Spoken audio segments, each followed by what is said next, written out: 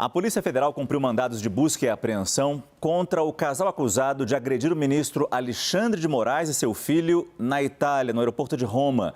O empresário Roberto Mantovani e a esposa Andréia prestaram depoimento na sede da PF em Piracicaba, no interior de São Paulo. Segundo o advogado do casal, o empresário admitiu que houve um desentendimento no aeroporto de Roma, mas negou a agressão ao jovem. A reportagem é de Bruna Macedo. O casal chegou em 2 veículos com vidros escuros e acompanhado de um advogado.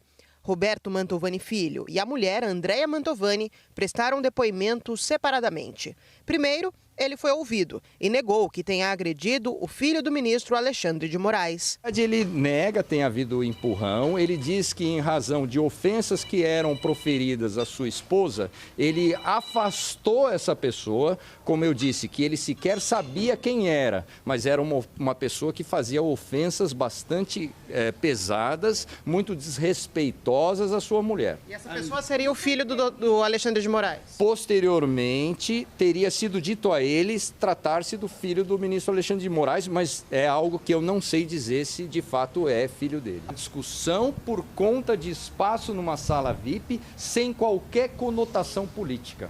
Os dois são investigados pela suposta agressão à família do ministro do STF, Alexandre de Moraes, no aeroporto de Roma, na sexta-feira passada.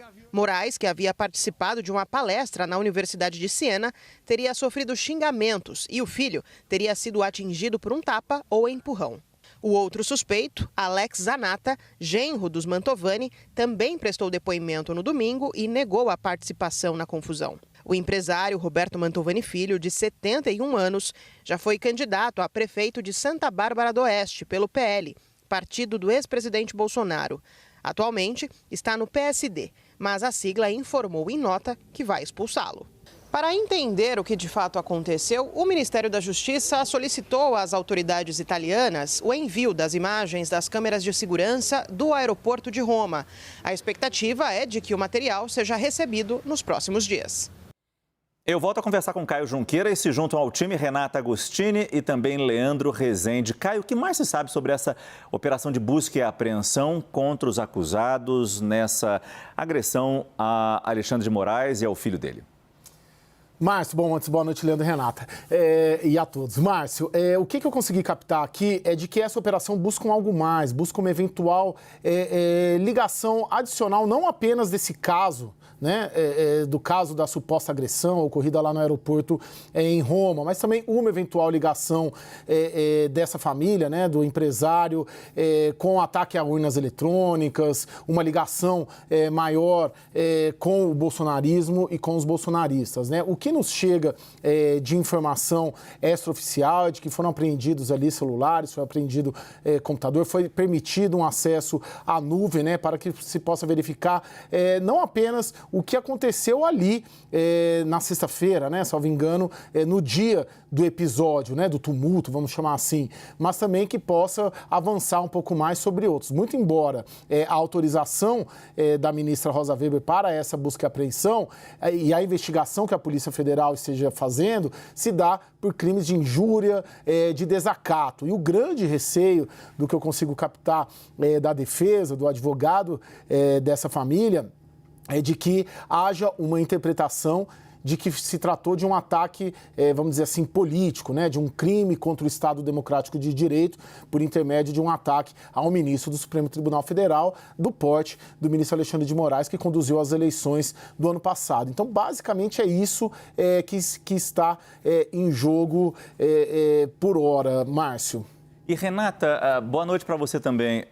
O casal ouvido hoje pela Polícia Federal diz que não houve conotação política na discussão, foi apenas uma briga por espaço na sala VIP do aeroporto.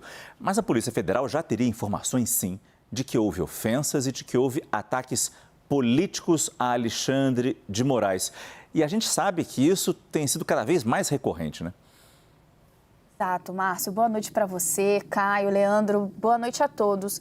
De fato, se a gente for olhar esse comportamento das pessoas, de parte da população em relação a figuras públicas, e aí não vou situar no ambiente político, né? Figuras públicas. Então, essa vontade de se expressar de forma não polida, para dizer o mínimo, né? Ou com xingamentos, ataques, né? O que a gente está resumindo como agressões verbais, ela não começa agora, ela não se resume à intenção das pessoas de mirarem ministros do Supremo Tribunal Federal. A gente vai puxando na memória, a gente vai lembrar de vários casos, seja de políticos de direita, seja políticos de esquerda e outras autoridades. A questão esse episódio ele acontece no momento em que está todo mundo, seja autoridades ou opinião pública, tentando entender a extensão dessa radicalização em relação ao Supremo Tribunal Federal. Faz poucos meses, né? Faz outro dia, foi no início desse ano que a gente viu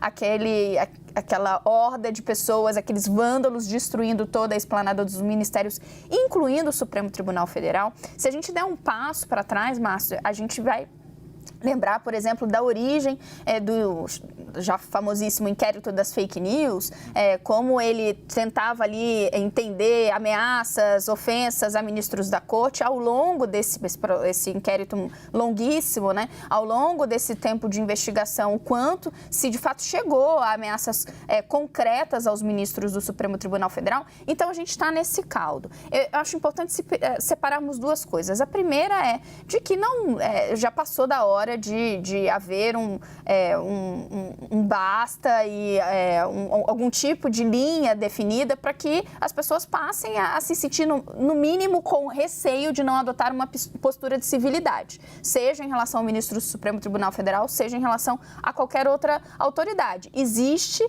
no nosso regramento formas das pessoas que são alvos desses ataques poderem reivindicar os seus direitos. Isso não é feito muitas vezes. Há uma normalização desse comportamento, isso não é aceitável. O segundo aspecto que me parece importante é esclarecer exatamente o que aconteceu, porque a defesa, ao colocar essa versão, me parece que ela está avançando na versão, né? Uma segunda versão que se coloca, né? Ela está assumindo um risco, porque aparentemente vai ser possível cotizar isso com as imagens que vão vir lá da Europa. Então, eles vão ser pegos no contrapé. Essa versão não vai corresponder ao que se tem de provas, porque é difícil a gente imaginar que o ministro do Supremo Tribunal Federal vá simplesmente sacar uma versão fantasiosa. E, por fim, me chamou muita atenção, Márcio, o fato deles adotarem essa postura tão desabrida em relação ao ministro do Supremo, que sabemos teria como, de forma muito célere, acionar a Polícia Federal ou buscar a responsabilização para os ataques. Antes de passar para você, Leandro, vamos só destacar que o Caio Junqueira nos trouxe aqui a posição da defesa.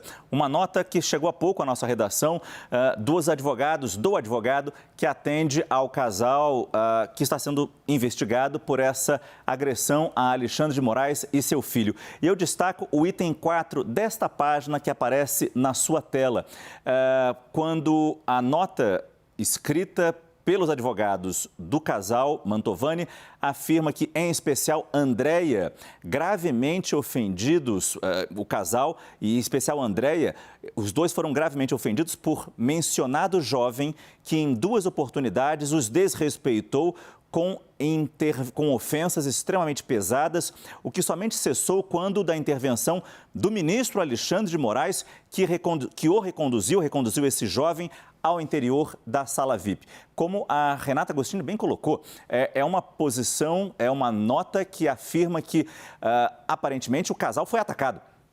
A gente não sabe quem começou os ataques, mas a nota afirma que o casal foi atacado por um jovem que estaria junto com o ministro Alexandre de Moraes. Mas, como a Renata bem coloca, daí a importância das imagens que vão chegar do aeroporto de Roma para a gente conferir a versão de quem está falando a verdade. Agora, Leandro, em cima também do que a Renata falou, dos repetidos ataques que não apenas Alexandre de Moraes vem recebendo, mas todos os ministros do Supremo e outras autoridades de forma geral, de que maneira uma resposta mais dura da Justiça, nesse caso do ataque a Alexandre de Moraes, de que maneira essa resposta mais dura pode passar um recado para quem ataca personalidades da política, do judiciário, nas ruas?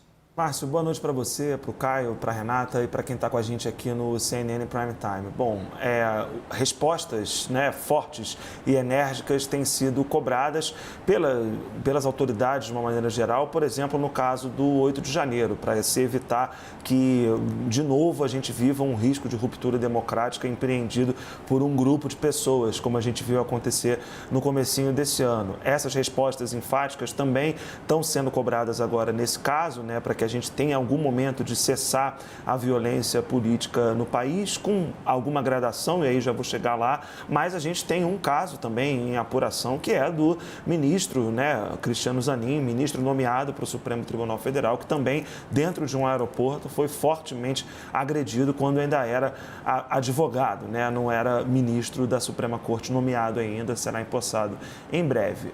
E aí a gente tem casos com Gilmar Mendes, tem casos com vários ministros Roberto Barroso, vários outros que já tiveram momentos ali de agressão. É necessário que, de fato, se trace uma linha no chão. Mas nesse caso, Márcio, acho que a gente chega agora aqui no Prime num outro ponto dessa discussão. A nota que o Caio nos mandou aqui, que a defesa encaminhou, a defesa desse casal, eles estão, de fato, como você e Renata estavam falando, colocando um outro ponto nessa versão, porque nesse ponto 4, que você bem destacou, Márcio, eles estão passando a responsabilidade agora para uma outra pessoa, Eles estão dizendo que, na verdade, a Andréia, que é apontada como uma das agressoras, na verdade, quem foi agredida foi ela, e que o ministro Alexandre de Moraes interviu para que as agressões cessassem. De fato, é um outro elemento para essa história que a gente tem agora, e é uma história que, de fato, ela só se resolverá no momento que as imagens vierem à tona e a gente entender exatamente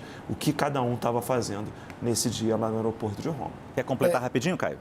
Em linhas gerais aqui, o que a defesa vem tratando é, primeiro, afastar qualquer envolvimento do ministro Alexandre de Moraes no episódio. O ministro estaria longe da discussão. Isso, ou seja, por quê, Márcio? Tem uma questão aí até penal, Porque se for constatado que teria havido uma agressão ao ministro Alexandre de Moraes, eles poderiam ser enquadrados numa punição maior. Sairia de injúria, desacato e pode evoluir para um crime contra o Estado Democrático de Direito, cuja punição é maior. E atribuem, sim, admitem que houve um entrevero, sim, como a pessoa que eles identificam ali como que estaria com o ministro, muito provavelmente o filho dele, e que teria sido uma ação e reação. Ou seja, seria algo muito mais não relacionado à posição pública do ministro e ao papel que ele desempenha aqui no Brasil. Só um pequeno comentário que eu acho importante. Ainda que o início da discussão, e isso ainda será averiguado, tenha sido por uma questão meio boba, ali espaço, sala VIP, o que chegou à Polícia Federal é que houve um xingamento direcionado ao ministro Alexandre de Moraes de bandido, comunista e comprado. Não sei por que alguém chamaria alguém de comunista por causa de uma discussão tão corriqueira. Então, acho que esse é um elemento também importante da gente levar em consideração.